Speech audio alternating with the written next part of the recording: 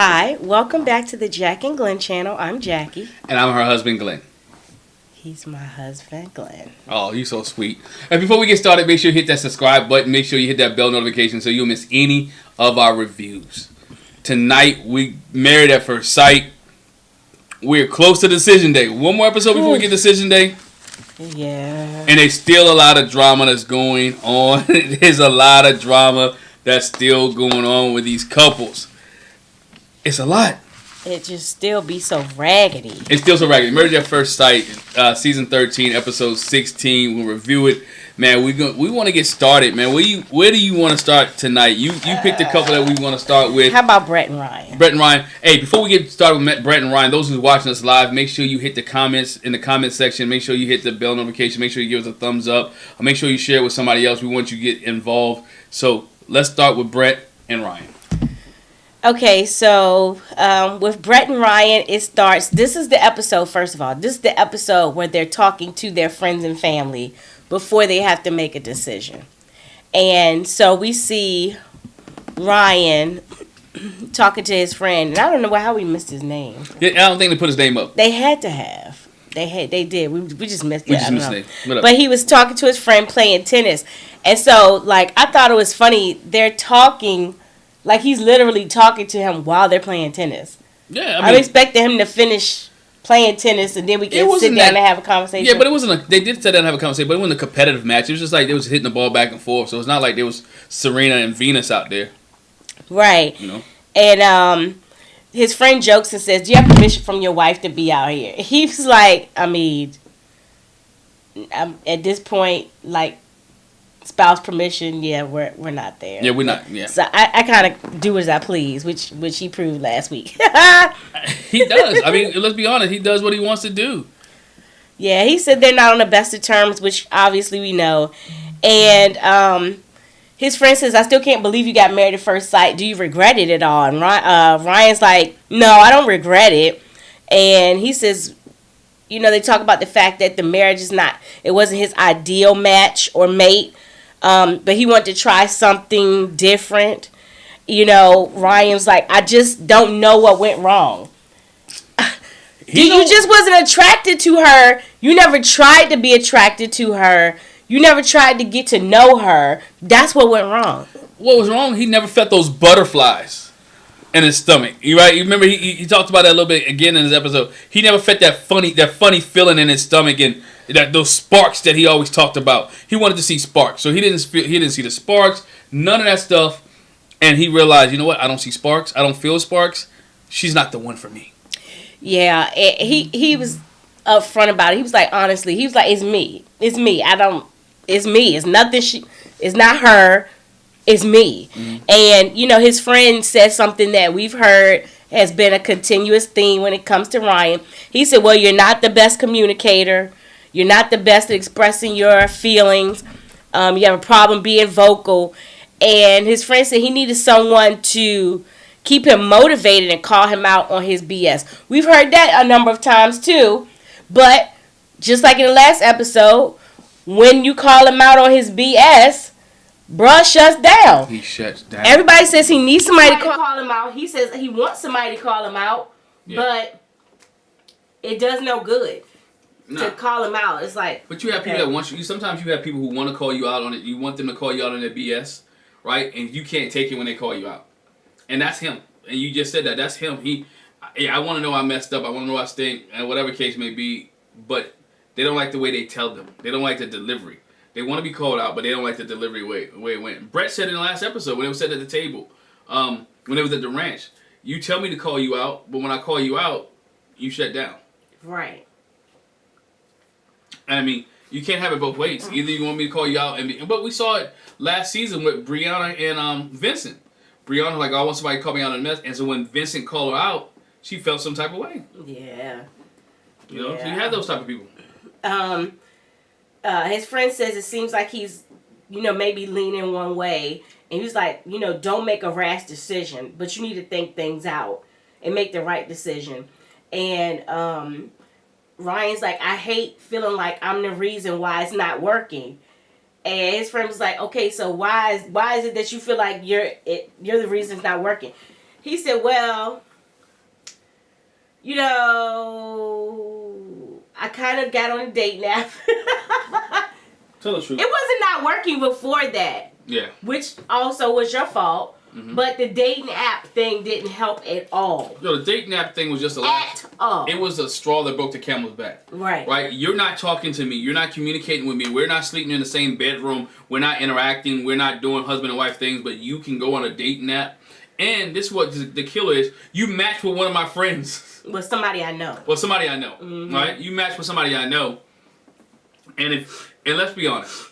If Ryan would have seen that he matched with somebody she knows, he probably pursued it. Well, I don't know how he would know that she knew them. But I'm not saying, but whoever she matched with, Brett looked at the picture. Let's be honest. Brett probably saw the picture, saw the girl, realized, you know what, I don't match up. This is what he likes. And I'm hot. Yeah. And he said, you know, he feels bad because they were actually in a pretty good place when this happened. But, you know, he's like, I feel bad. Really? You know, I was disrespectful. They were. They were being cordial. I mean, not that they haven't not been cordial, but, you know, he was at a place where he was really trying. Yeah. But he was like, you know, it was disrespectful. And I'm at the point where it's like, can it work out or is it a no? And Ryan was like, it's hard to say. You know, he questions what would be the best thing for him to meet his goal. Because his goal was to always get married and have a family. Yeah. So, is the best way to attain that to push through this thing with Brett or to start all over again? Which is why he got into Married at First Sight, because he was tired of the starting over again. Well, at this point, you have to ask yourself this question. You're at week 8, right? Mm-hmm. Or you're a couple of days to week 8. If you have to ask yourself that question, and you guys have been sleeping in separate rooms, and you haven't been communicating, and you haven't been really doing fun stuff as husband and wife, you already know the answer to this question. Right? There's no, and if she already catch you on a dating app, dog. And matter of fact, let's go back. If you even downloaded the dating app, put your profile in, hoping to get a date, you already know the answer. So there's no second guessing on this. Right. There's no second guessing at all. You already know the answer. Right. So on the flip side, we see Brett coming into the apartment. She says she hasn't spoken to Ryan since the night after the dating app fiasco. Mm-hmm. And so we know she was at her apartment when she was trying to show him the pictures. Yeah. And so she came back from her apartment to their shared apartment. And she was like, his stuff was packed. He obviously came before me. His stuff was packed and it was gone. He did it for his security. He did it for his security because he understood. If I tell a woman that I'm married to, that I'm on a date nap and we can't stay together, because she might try to kill me in my sleep. Some hot grits on the stove, some hot water, whatever the case may be. So he had to pack his stuff and roll out. He knew at that point when he packed his stuff and left that this relationship, this marriage, this commitment, this partnership, this agreement, all this is over. That's why he packed his stuff and left. He couldn't be in the house with her. Well, I think from the embarrassment, not that she might do something, but... Well, the embarrassment, not that she gonna do, I was being funny when I said do something to him, but just the embarrassment alone, because he said on Unfiltered last week, he said he felt bad, and he wished he apologized earlier, but you didn't. It's embarrassment. You embarrassed this lady on national television. And yourself. There's no coming back. He had to go. He left a few things there, though, but we'll get to that in a minute. So then we see Brett talking to her sister Jen on the phone, and she said for her what offends her the most is he didn't take responsibility for himself. When you tell him things, he doesn't take responsibility. Again, they're running theme. You want somebody to call you out on your crap, but when they do, like we saw last week, he was like, well, yeah, I guess I should just go. Instead of saying, you know what? She didn't really want to hear it, but, no. He could have did more, said more. He just kind of But he said he's not confrontational, so he didn't want to be confrontational in that moment. And he said he felt that he was going to become confrontational in the argument. The more he talked, the madder she was going to get, and it was going to escalate. And he didn't want to escalate. And that's from when he said that on Unfiltered. So, you know what? These people knock me out. not wanting to confront an issue. You can be confrontational without being angry and mean.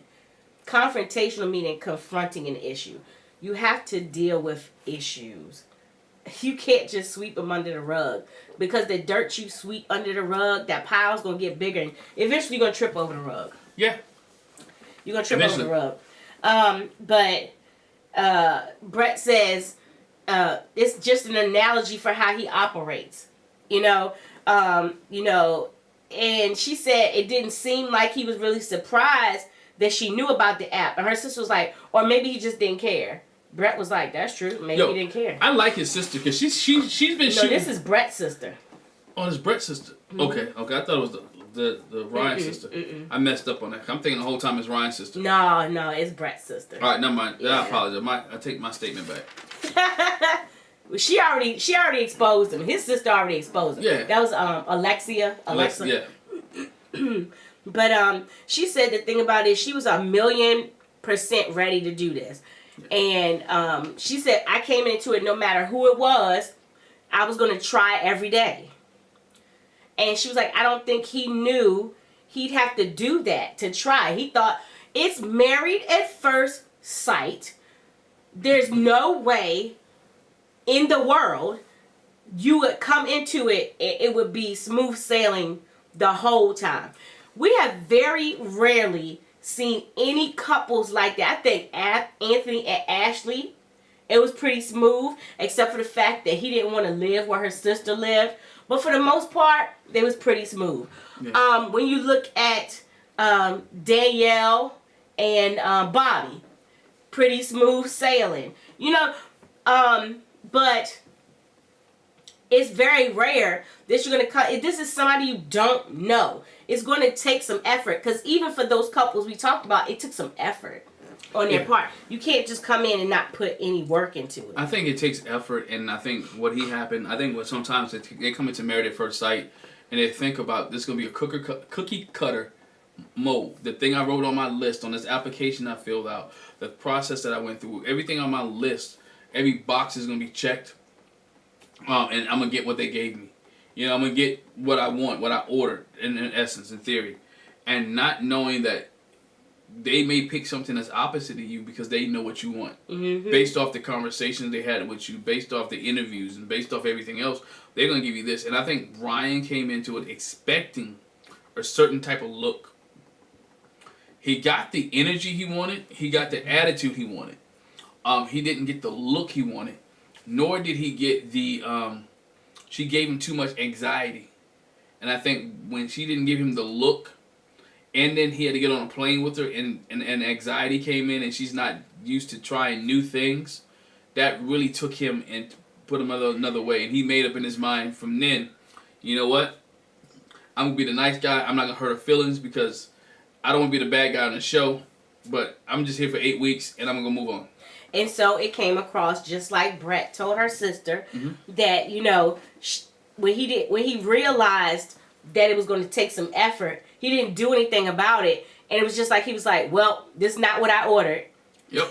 And her sister was like, yeah, but you didn't get what you ordered either. And Brett was like, right, I didn't. I'm disappointed it turned out like it did. But she honestly did. She was more optimistic and more willing to try than, he was. And so going into decision day, that's where they both are. I think it's easy to say what their decision will be. We're going to talk about that a little bit later. We'll get to those. I'm not getting into that now. I'm just saying. Some of this stuff is predictable. So, where we want to go next? Let's go, Jose and Rachel. Jose and Rachel. All right. We open with them talking about just silly. Yeah. Just a conversation. Her asking him, would you take a bullet for me? And he was like, yeah, I would take a bullet for you. And she was like, I would take a bullet for you too. Just like when on TV where I'm running in front. And I push you out the way, or I jump in front. I jump in front. I told my husband, I would take a... Why would you do that? I would take a bullet for him, but I would first try to make it so neither one of us catch no bullet. I'm going to knock both of us down. Yeah, I ain't going to try to be in a place where I have the bullet start flying, dog. That too. That too. But, yeah. I'm gonna push you out. We both gonna fall. We both gonna fall. But anyway, I take a bullet for you too, because I don't want nobody to say, "Oh, you ain't say you would take a bullet for her." So I'm just keeping it. I take a bullet for you too. All right. Yeah, I know. Oh, I know you would. You just doing that for them. I know he would. Yeah. Oh yeah, definitely. He would. But anyway, so as we go on, Rachel meets up with her friend Larice, and we saw Larice before in the beginning when she first got married and everything. I believe Larice was one of her bridesmaids. Bridesmaid, yes. Or else she was at the brunch, the next day after the wedding brunch. Yeah, but she was there. She's been around.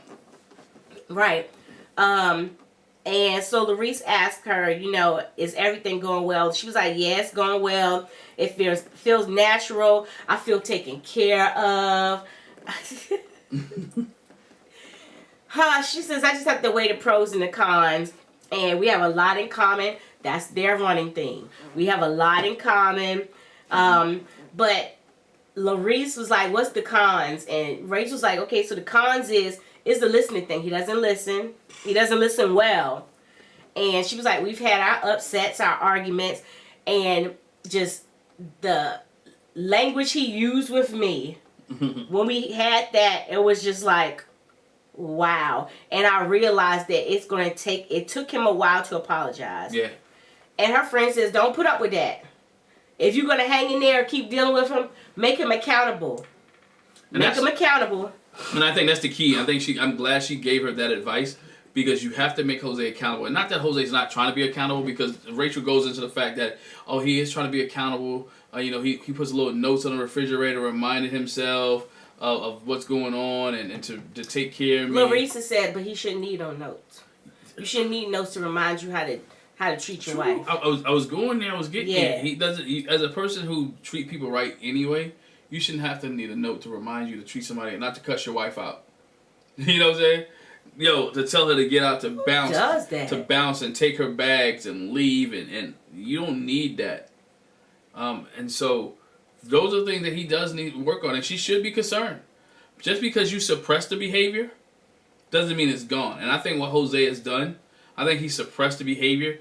I don't think he ever got it fixed, and he's never talked to anybody. Why did you rage like that in the first place? Mm-hmm. Why did you go to the deep end in the first place? Not that she was sleeping with somebody. She said Johnny's name.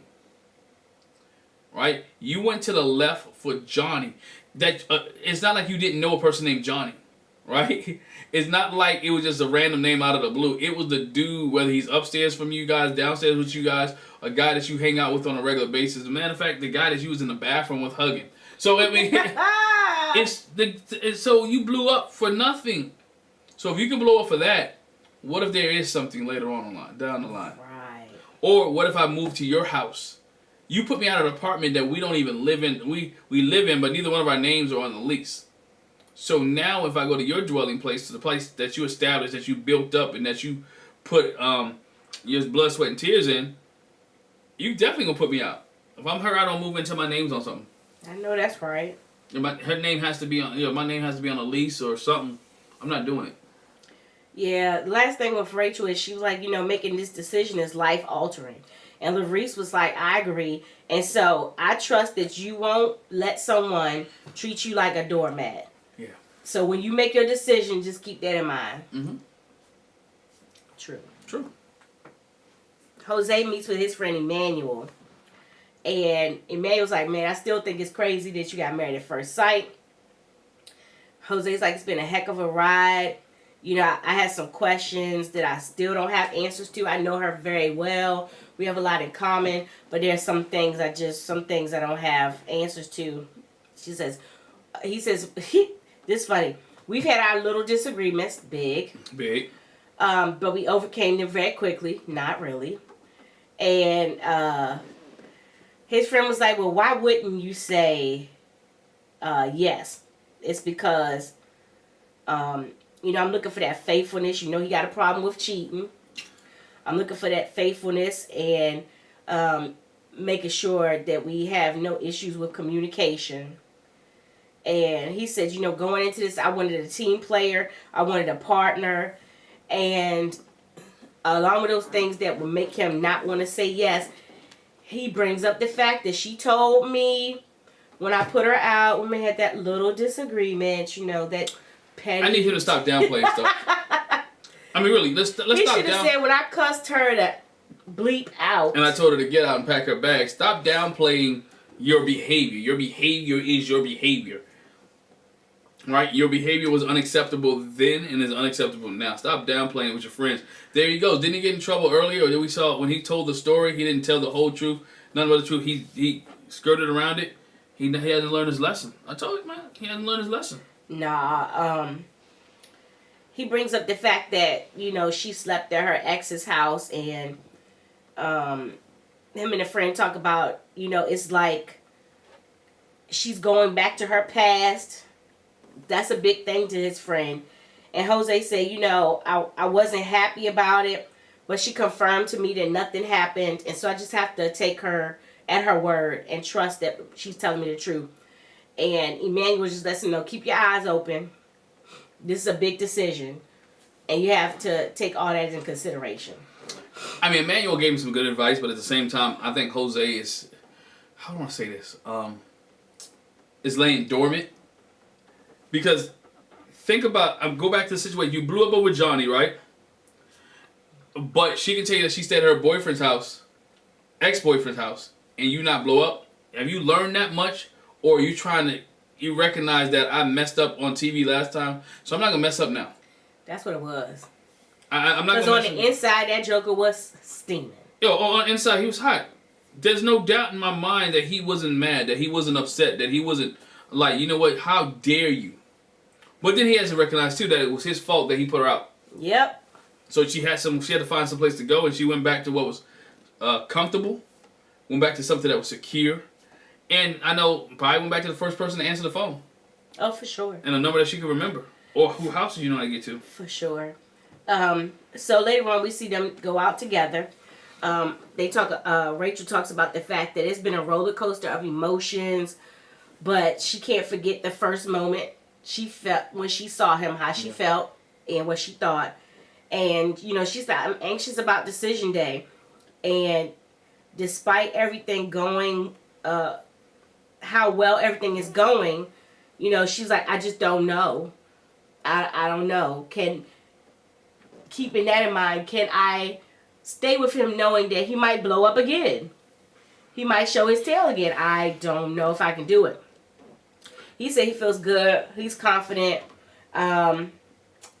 You know, with what's going on, you know, but he realized he didn't listen or communicate well. And so... And we see that later on, too, when they start talking about these trips and everything, that he still does not listen. It's right there. And he does not communicate well.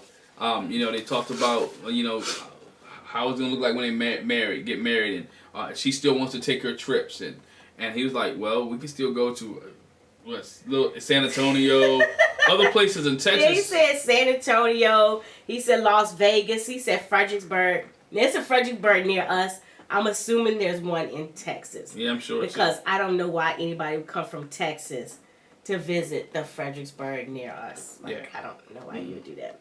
But, yeah, he was like, you know,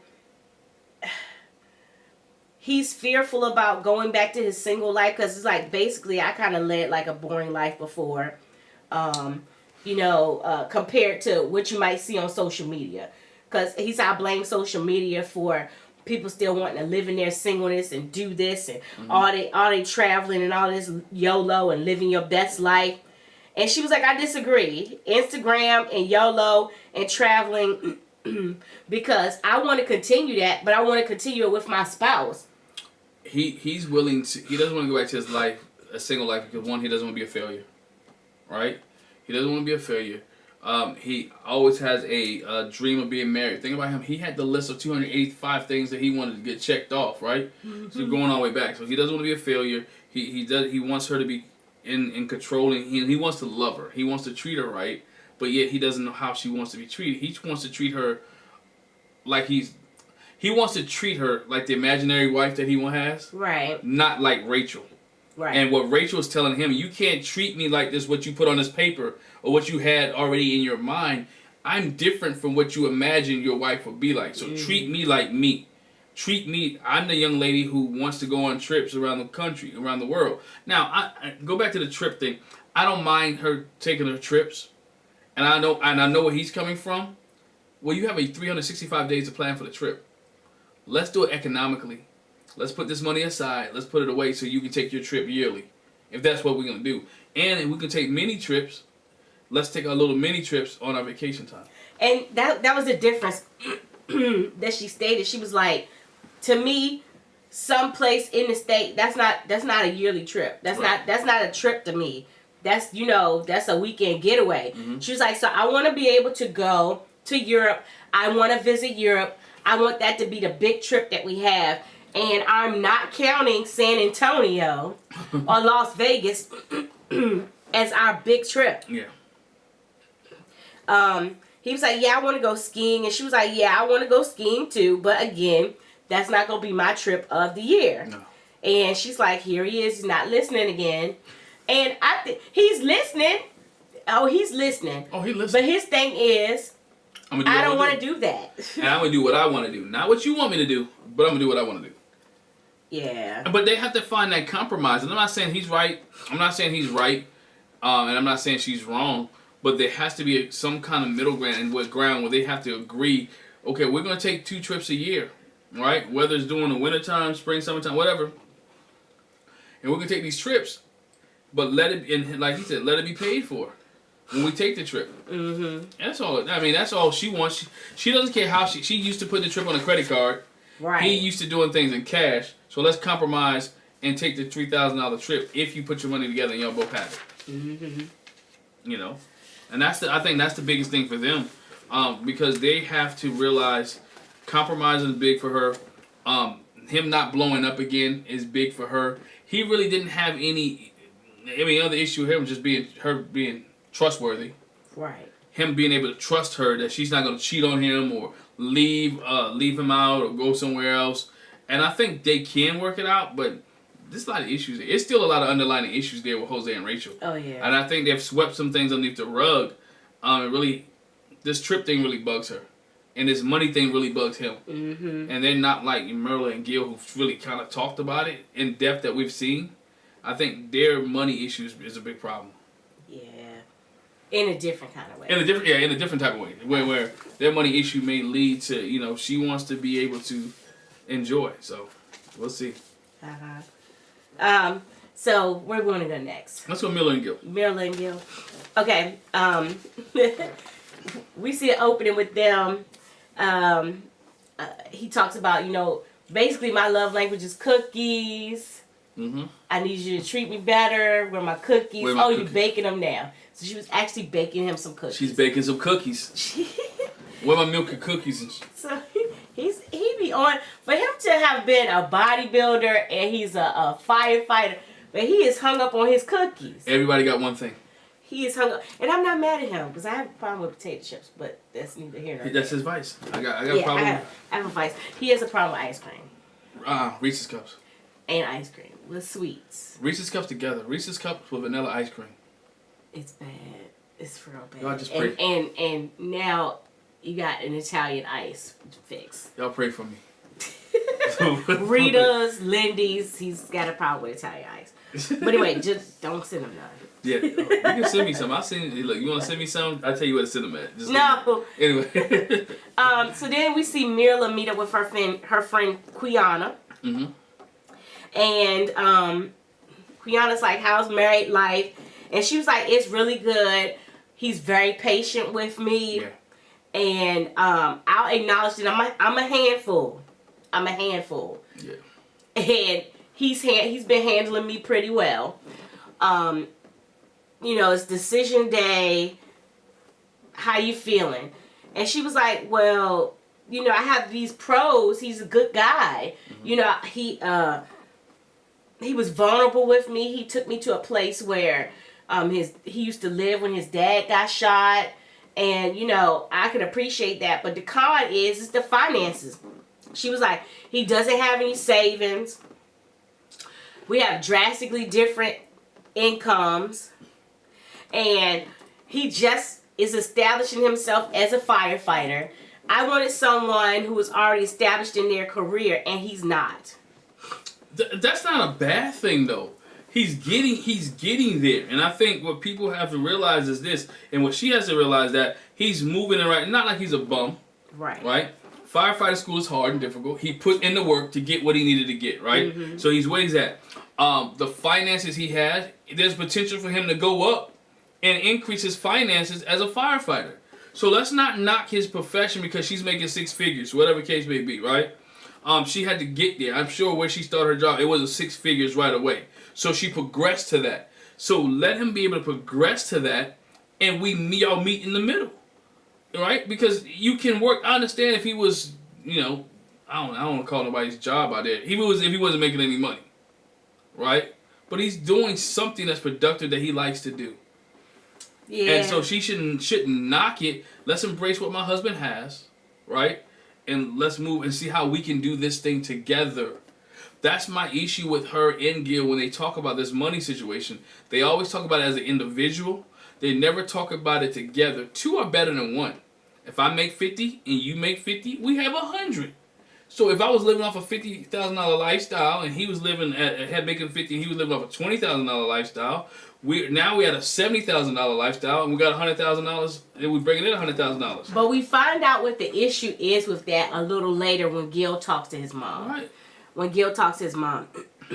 So in between Mirla, I want to add this. She said, I don't want to have to change my lifestyle. And, she's like, he's very humble. He leads a very humble life. But I don't want to live like that. Yeah. And it makes sense. Like, I wouldn't want to go from living $100,000 lifestyle to a $50,000 lifestyle. Because I'm used, when we come together as a married couple, you both should elevate. She should have to come down to you. That's how I feel. I mean, you can say what you want. Yeah, I think you should elevate, but at the same time, she shouldn't have to come down. And he should understand that we can still go up. And I'm not trying to be bougie, as he uses the word. I'm not being snob. I'm going to kind of reap the benefits of that, the fact that my wife earns X amount potential. So I can let him live his conservative lifestyle. That means there's just more money in the bank account, right? We'll get to that later. And so, that's not. I know. I'm sorry. I don't want to skip. That's not the way it's happening. I want to get there. Let's go. That's not the way it's happening. With in between, I want to add. So we see people talking to their family and friends. We saw Zach talk to Gil. Mm-hmm. Zach talked to Gil. Man. So I don't know. You do want to come back? We'll come back to that when we talk about Michaela and Zach. But so then we see Gil and Mirla. They go skating. They go roller skating, and she's lacking the confidence, not feeling like she can skate. And I was like, bro, I'm not a skater. I'm a skater. I promise you, if I'm gonna get out there, her first mistake is she had inline skates on. That's not bad. Look, if that's what she used to, let her do her inline But skates. But she's not used to it. Because she was struggling. She was like, I don't want anybody laughing at me. He was like, do you need the little helper? She was like, I don't know. Do they have them around here? I could use them. And he was like, oh, they have little helpers. But she never used it. But yeah, I was like, I'm not getting on no inline skates. I'm not doing that. But anyway. Look, I at this point, she's not. They skate, they walk. They skate around. They holding hands. They do all that now. But it goes back. They start to have the discussion. Yeah. They start to talk, and Gil keeps bringing it up. Well, I want to say this first. He says, these last 7 weeks have been a journey, and they've learned a lot about each other, but not to the point where they feel like it's been enough to decide if I want to spend the rest of my life with this person. Yeah. Okay. And she's like. She appreciates being in that space with her husband and holding hands with him. She was like, this is everything. Oh, she loves it. She enjoys being there. Because like she told her friend, he's a good guy. The only point they're having, which we'll get into, is the finances thing and then her quote-unquote negativity. It's the financial thing can be fixed. He keeps bringing it up. Because we're going to... Because, man. I understand why he keeps... Let's get there. I'm sorry. Let's get there. He keeps bringing it up. But leave it alone. But he's not bringing it up correctly. He's not bringing it up the way that he needs to bring it up to her to make him... to get her to understand. And maybe he has brought it up to her that way. But we haven't seen it. Right. So I'm going to skip ahead. And they still sit there talking.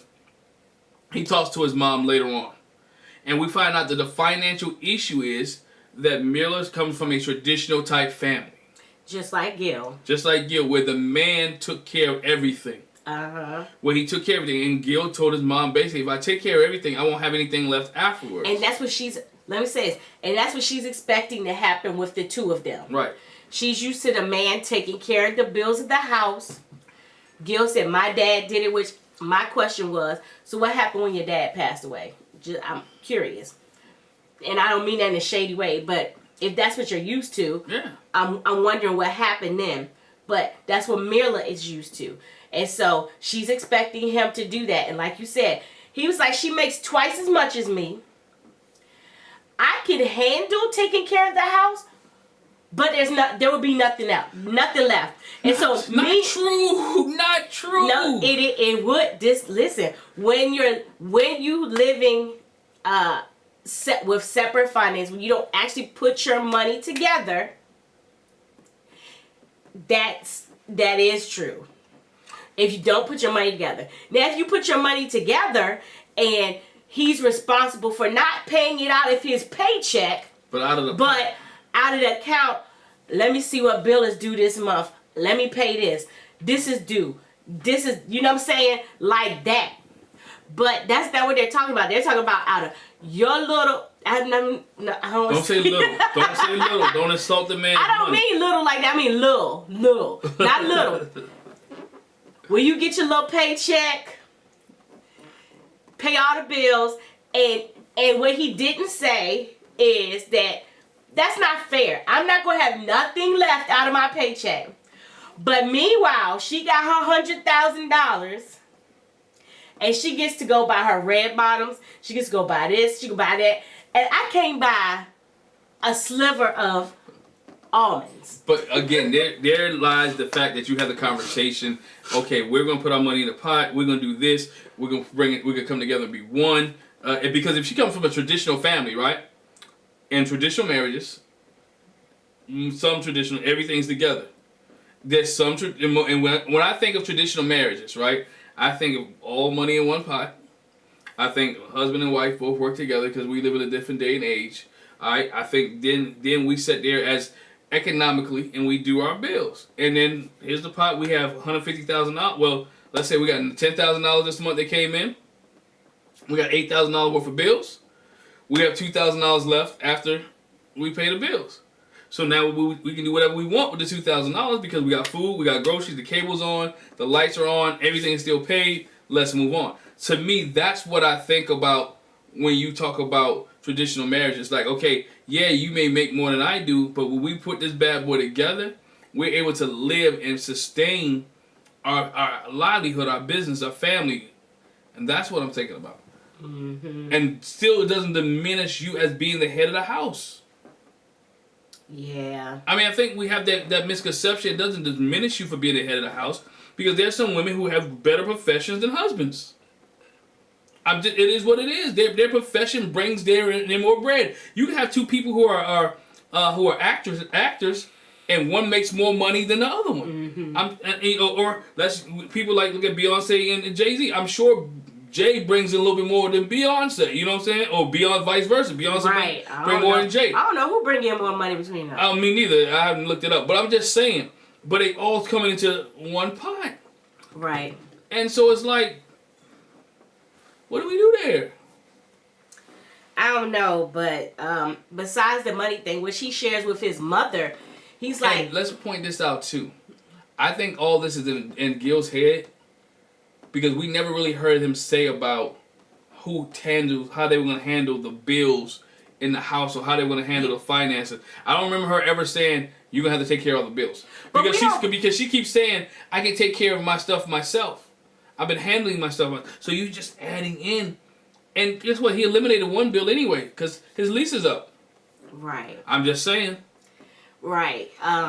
But obviously we're not privy to every conversation that they have. So they obviously had that conversation. We just didn't hear it. This is us hearing it. Right. But his thing that he expressed to his mother was also, I don't want her changing me. I don't want her changing me. Like, I'm good with how I am. Like, I don't want to say meager. Like, I'm good with the essentials, with the basics. Right. And he was like, I don't want her changing me and making me, like, you want to pull me up and make me be spending my money. Like, that's his thing. But his mindset is wrong because his mom talked about suits. Yeah, you're not going to pay $600 for a suit or $300 for a pair of shoes. But if your wife wants to buy you some nice things, accept the nice things. Mm-hmm. Right? And vice versa. If she may want some nice things for you, buy her the nice things. It doesn't change who you are as a person. Because I've gotten some nice things or my lifestyle has changed, it doesn't change you as a person. We can talk lifestyle where I came up from and grew up is not where I'm at today. Hasn't changed me from being a nice guy, hasn't changed me from giving back, haven't changed me from taking care of people. It hasn't changed me. Matter of fact, I might take care of people too much if you ask me. Yeah, I'm the one to catch when you ask me, I give, and to some people. But you know what I'm saying? So it doesn't change who you are. So I can relate to Gil. I don't want to ever change, even though we make a decent amount of money. I don't want to change who I am. It doesn't change you. It just gives you a greater avenue to be the person that you are by giving back more and taking care of what you need to take care of. Yeah, so they have a whole conversation about the finances. And, Mirla was basically like, other than that, it's this one thing. Mm-hmm. But this one thing is very important to him. Yeah. And it's like decision day is hinging on the finances. Even when he talks about the fact that she's negative, you act a little bit spoiled. It's like you forgot where you came from. It's kind of bratty. I don't want to be married to a brat. And she says, I haven't forgotten where I came from. That's my motivation for doing what I do because I don't want to go back there. He said it like you kind of look down on people that are not in your spot.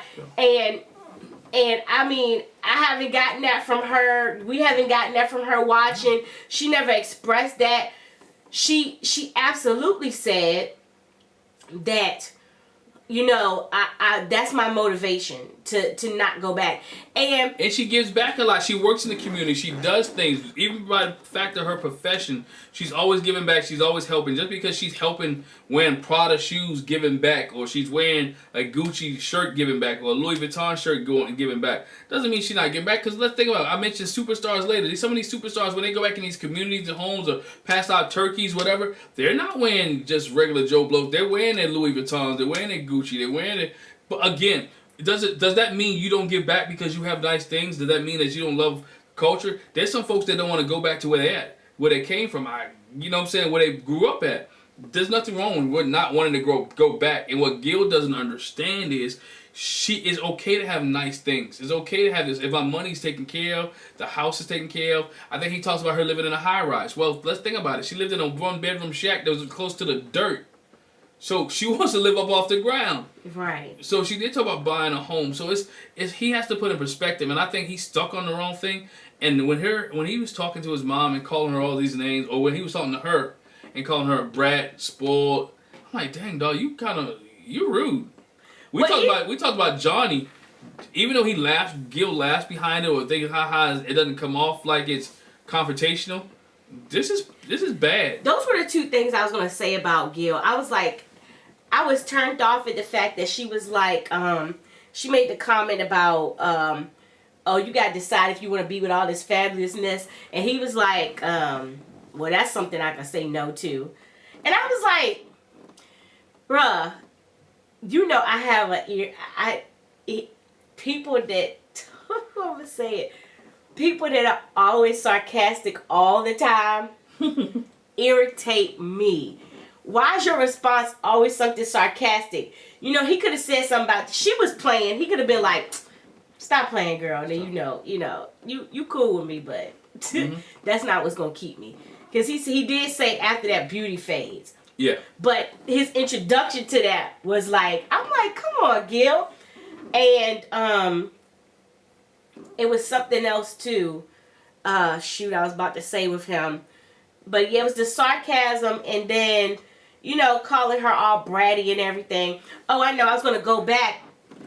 The other thing is you have to be so careful when you are giving back to the community, which I appreciate her doing. And you said something about celebrities doing that. Our pastor said one time how he went out witnessing. He went talking to people like he went to the hood. And it was like he had a suit on. And he brought a policeman with him.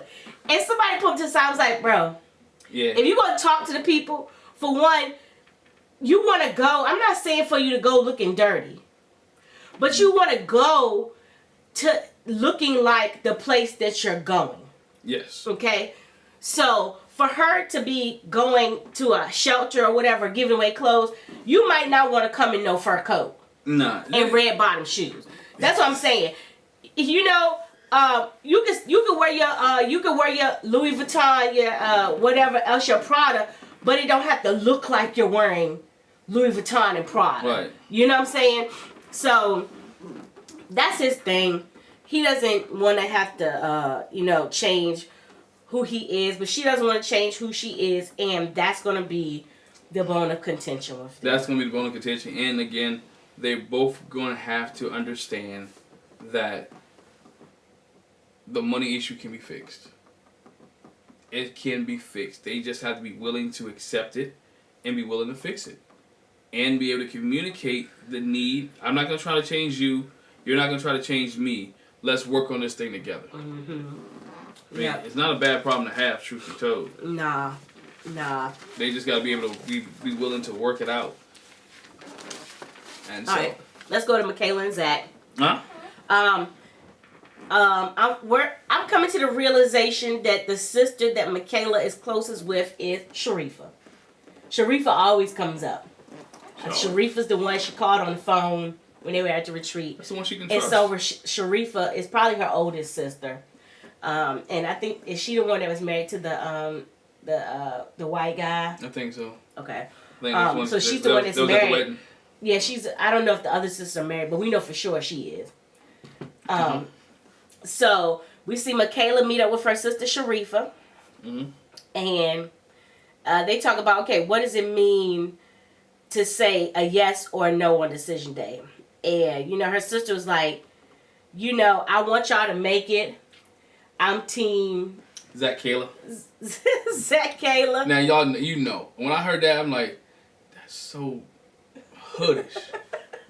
Zach Kayla. I could imagine if they ever had kids, Zach Kayla. Please. Zach Kayla, are you present? Here. Embarrassing. Come on, don't do that. Zach Kayla. Some names you shouldn't have group names like that. But Sharifa really wants them to work out. And in the midst of them talking, Michaela tells her about what happened on the couples retreat. Zach did something that I didn't like, and he did it before. This is the second, third time he did it. And what was it he did? He left me. Check this out. Let's forget the fact. That's for TV. Because Sharifa picked her up from the retreat. It must have been a different sister. Might have been a different sister. I thought it was Sharifa she called on the phone. I thought it was Sharifa she called on the phone too. Because she's telling the story like Sharifa never heard it. I'm sure whoever picked her up, if it was Sharifa, that she gave him an earful. Right. I almost guarantee you, those sisters, her and her sisters are close. That if it wasn't Sharifa who picked her up, the other sister picked her up, that they know this story, that Sharifa knows this story by now. Oh yeah. Yeah. But she was like, I don't like that he portrays it and he thinks that I'm combative and I just snap off. And so going into our meeting with Dr. Pepper, that was the kind of attitude he had with it. And, she was like, I acknowledge the problem, and I know I need to fix it.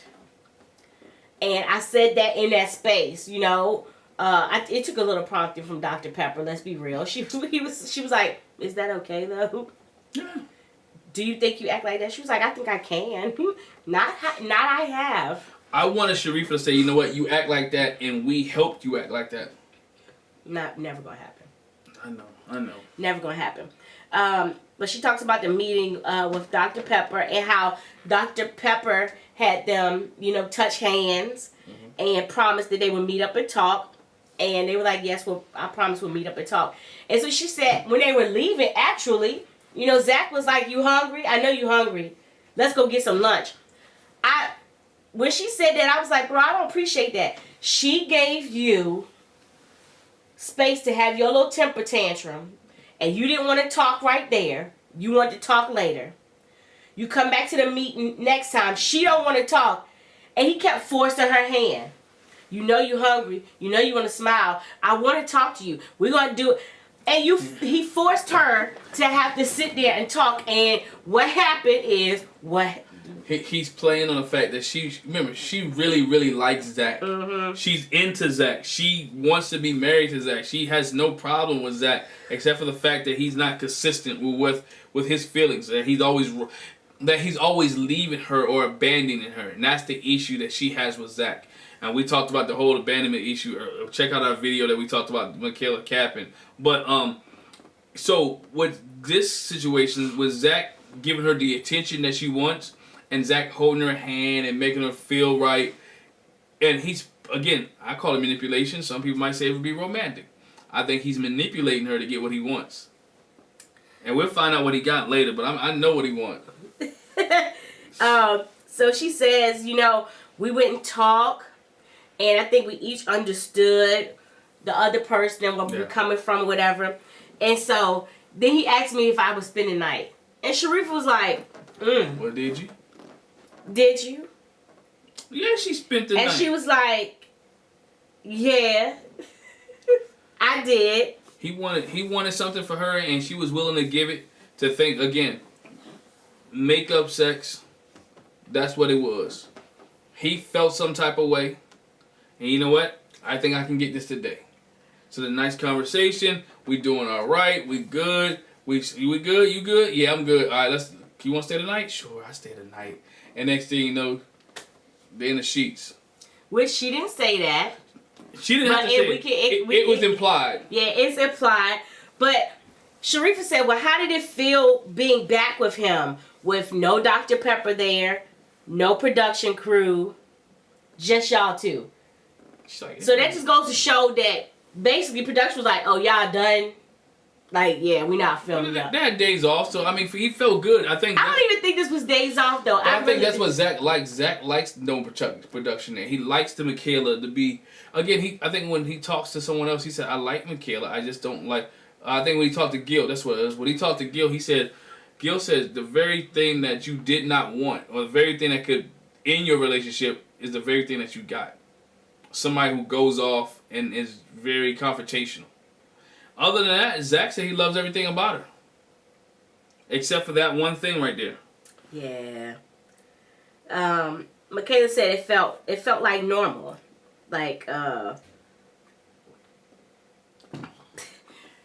are we now? Okay. Michaela's like, I don't know. That felt normal. It felt fine. But where are we at now? I don't even know. I don't know. She's confused.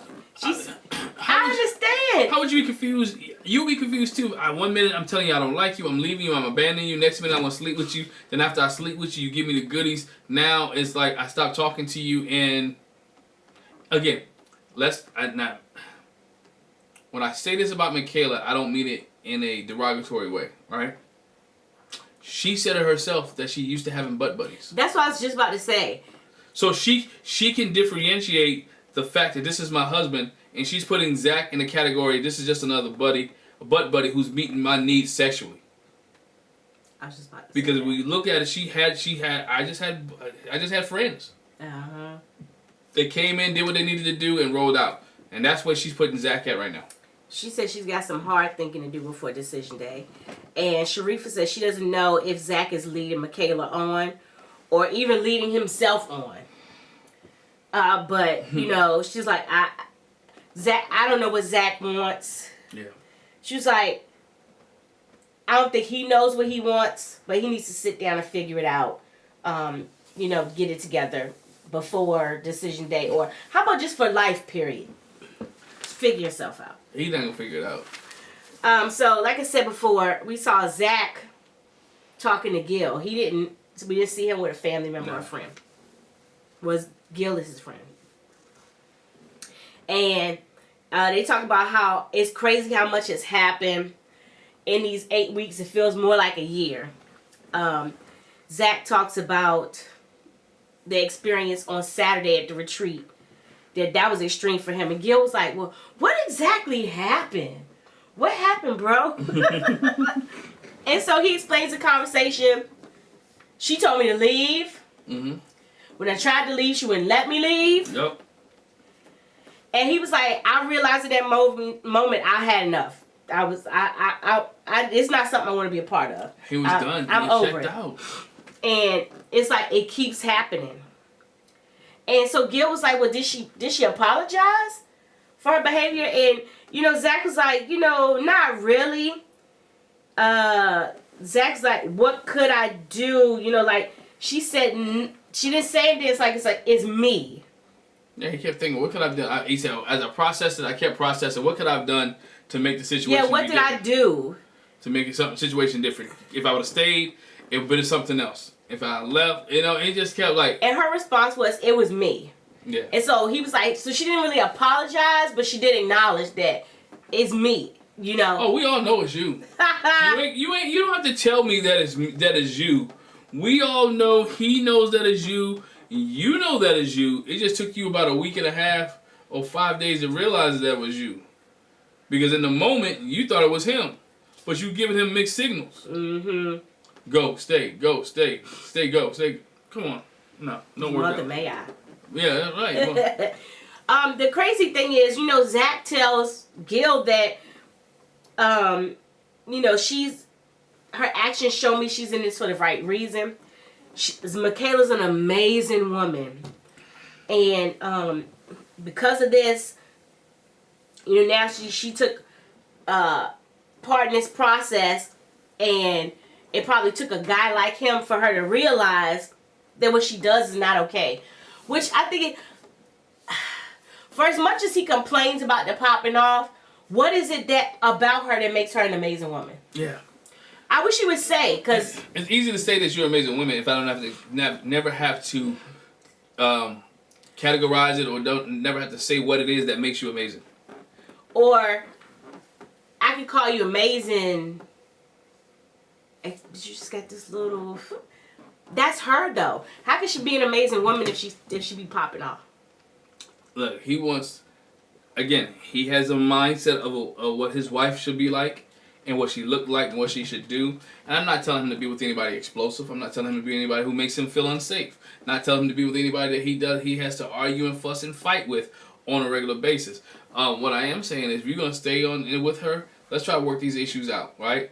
And I think you should work these issues out without you guys sleeping with each other. Yeah. And I think that to me just clouds the picture, because you love me when you sleep with me. We're not fighting, but we can't sit in the same room with each other before we go off. You know what I'm saying? That's the problem. And Zach has to figure out how him and Michaela can coexist. Yeah. He says, I think in her other relationships, these things popped up, but nobody held her accountable. And this process requires your focus and for you to work on yourself. And so that's what's been going on with them. And so Gil says, out of all the couples, he feels like Michaela and Zach would throw the biggest monkey wrench. It'd be the biggest surprise when it comes to decision day. Not for me. Because they so hot and cold, last minute. But that might be the day where they're hot. Again, and everybody like, oh, they about to say no. Like and they come in there hot and be like, yes. If Jamie and Beth can end up together, and everybody swore that those two wouldn't be together. Chris Rock said it. I'm gonna say it again. Crazy likes crazy. That ain't what he said. No, he said two crazy people should be together. Be with somebody that you like. He said if you a crackhead, the person you messing with gotta be a crackhead. If you crazy, then somebody you mess with gotta be crazy. Yeah. So yeah. Birds of a feather flock together.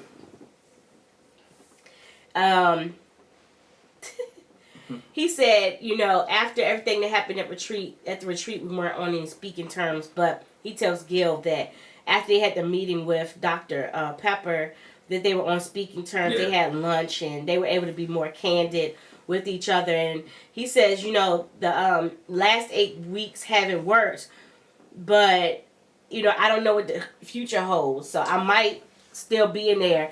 And Gil was like, I mean, that's fair enough. I mean, you never know. But, you know, later on when the couples are all talking, he offers that theory up. And Bao just looks like, what the heck are you talking about? He came up with that thing when he was smoking.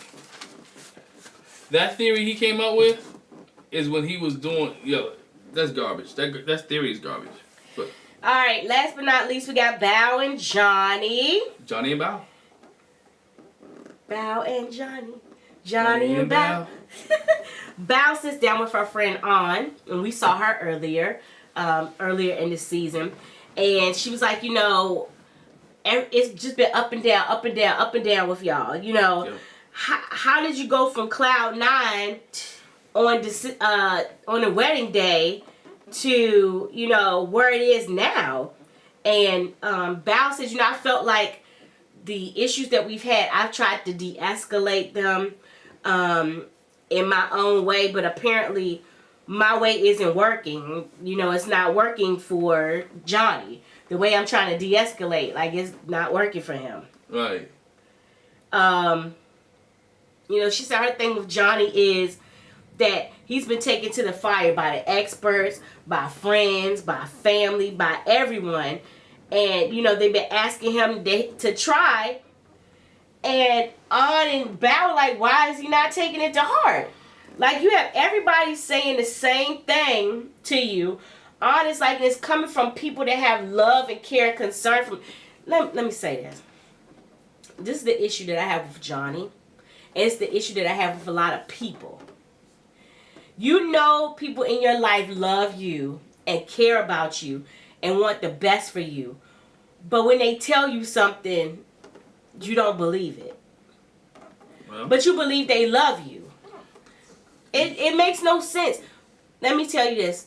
Here's a nugget for you. The people that really love you, they want to see you in a good space. True. They don't want to see you in a bad space. So they're going to tell you what's right to do because they want you to be happy. They don't want you to be unhappy. Yeah.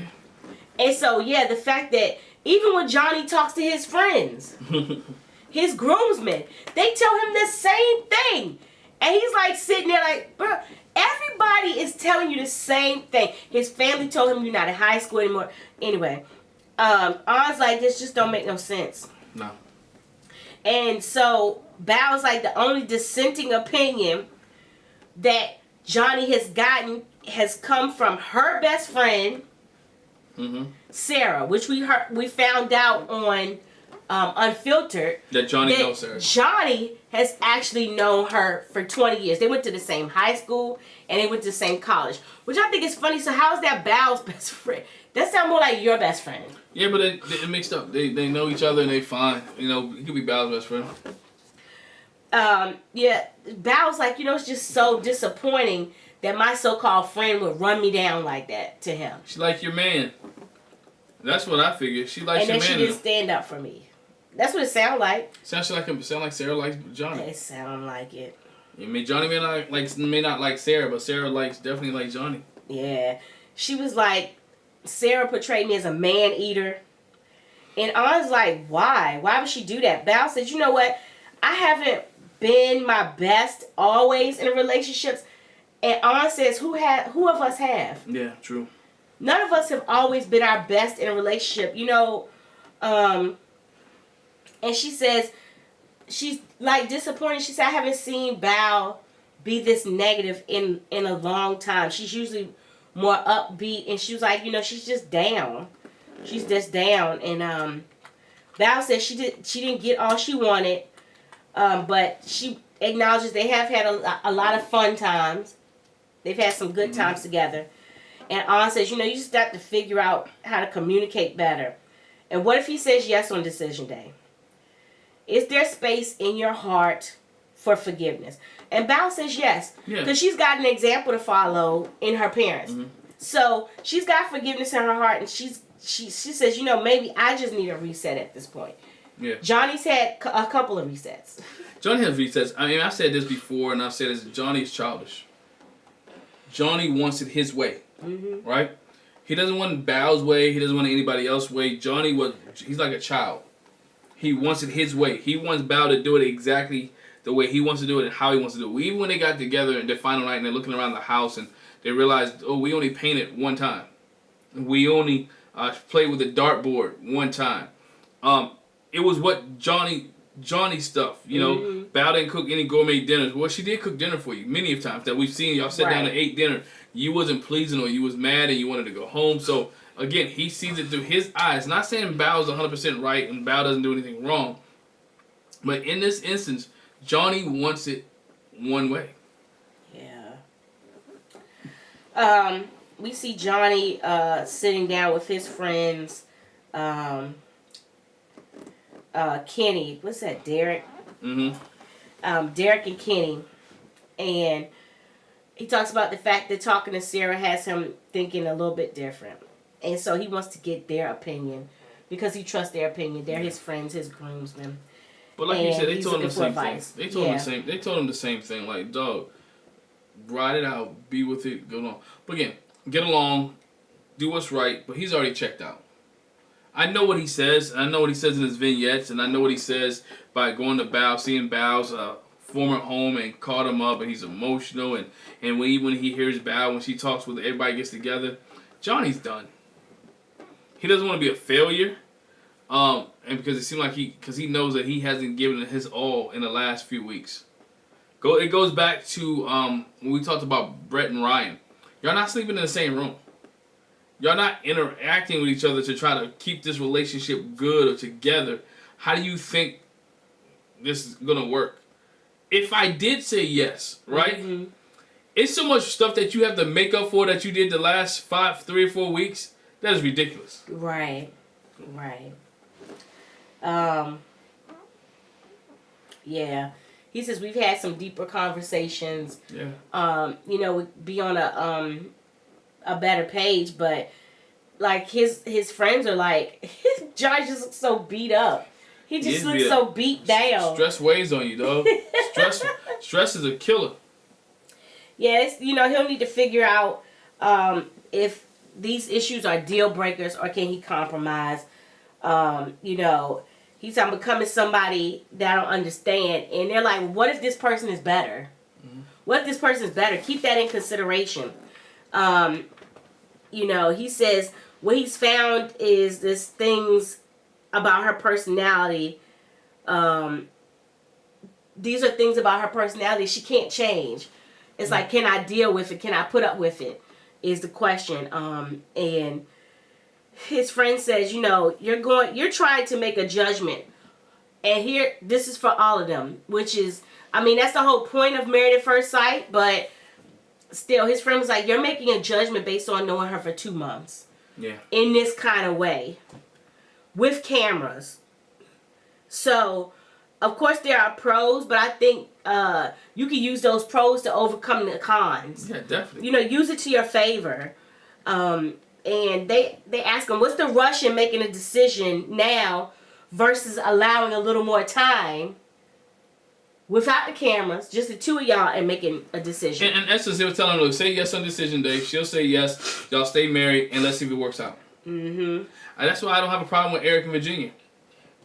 With them trying to make it work, and it didn't work out. I have a problem with them faking. They knew it wasn't working. They knew it wasn't working. They still want to get them checks from Couple Cam, though. They knew it wasn't working. They still want them checks. Only other thing with Bao and Johnny is they met up for dinner. Yeah. She came in, his mouth kind of dropped. She was looking very nice. She was glittery. Yeah. Shining like a diamond. Yeah, they talk about, it's been a lot of ups and downs, but no real deal breakers. Johnny says he'd like to explore the relationship. He wants to, try that or whatever, but he's trying to go into decision day with an open mind. We'll see. I don't know. Johnny, I think he's fooling himself. Yeah, Bao was giving it to him at the dinner. That's why Bao knows what she was doing. She came in there looking all nice and stuff, and Johnny was like, oh my goodness. hey, she playing with him a little bit. Yeah. She's telling him, see, you want to give all this away? You want to give all this away? That's what she was doing. That's what she was doing. All right, last but not least. All right, couples get together. All the couples get together, and I guess it's in their rec room or whatever place it is where they live at. They all get together. They haven't been together in a long time. They're, Gil again is the question person. He's been that guy, right? He's been the question person for the whole time. Gil asked the question, basically, what did you learn in the marriage? What did you learn, and what will you change? And everybody had a different answer. Zach said he learned that to think a different way. Mm-hmm. He said he learned to think a different way in a relationship. That he had to learn how to think about like the other person and about the other person.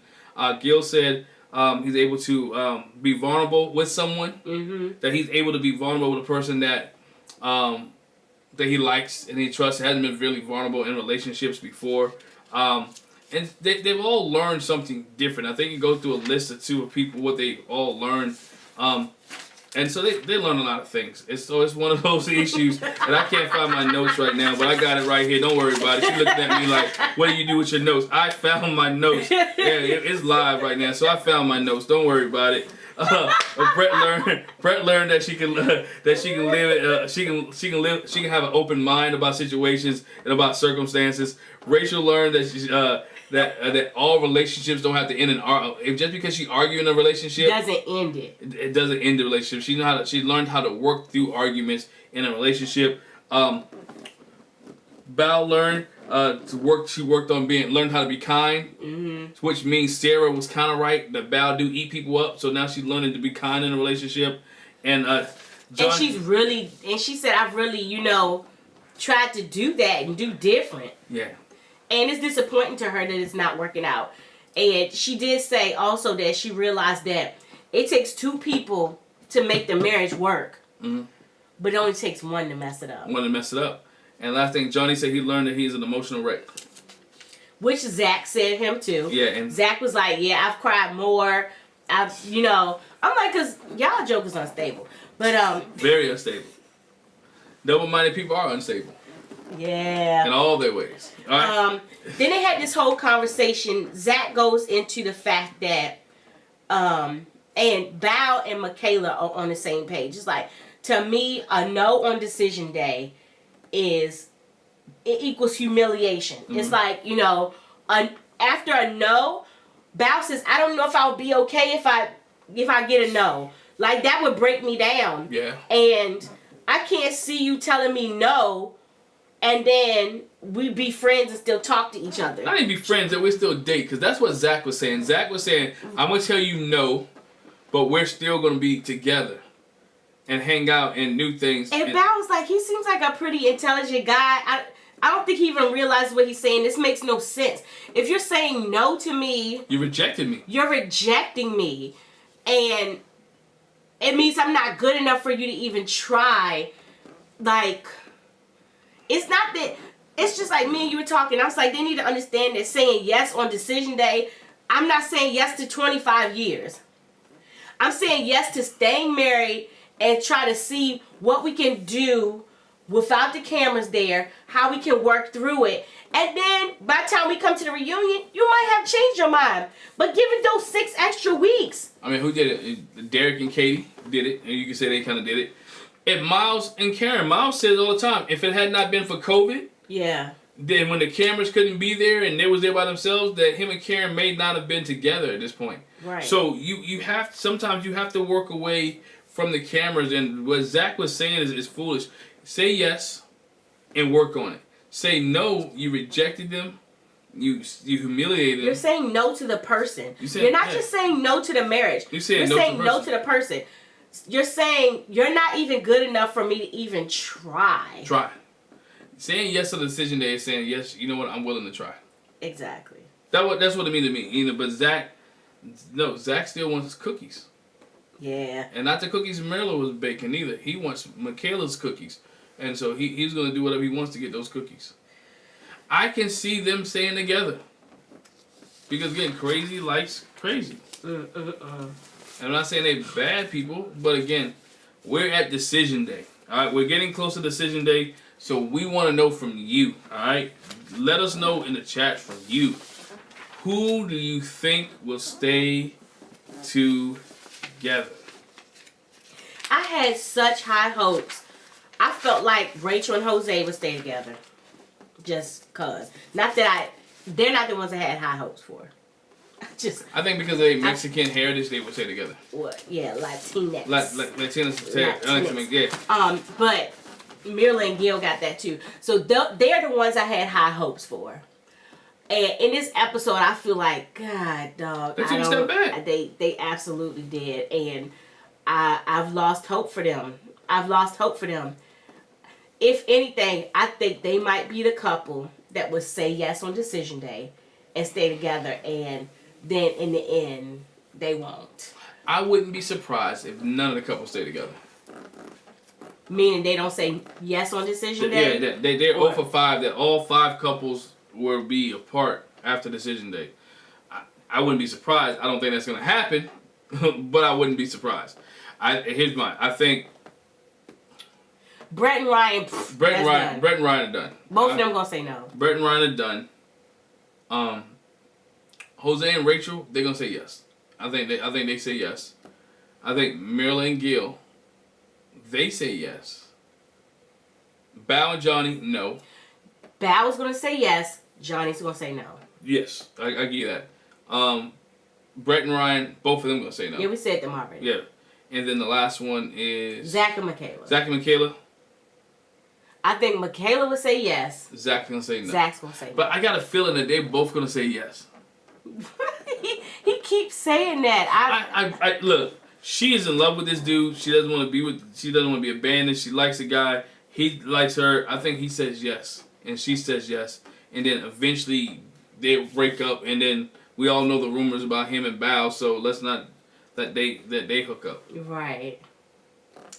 We'll see. We'll see. I mean, Zach may say no. I wouldn't be surprised. We got 2 more episodes, right? No, 1. Next week's decision day. Oh, they ain't stringing this one out. Nope, they're not stringing it. We'll get decision day next week. So let us know.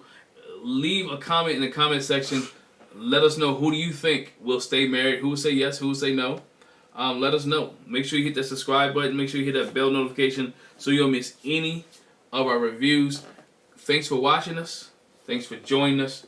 We appreciate all those in the comment. All those left comments in the comment section. Well, we appreciate each and every one of you. Thank you very much. Hey, make sure you check out some of our other videos. I did a video on Michaela a couple weeks ago about Michaela capping.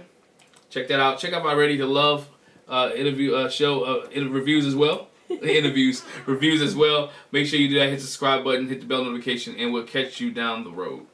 Bye.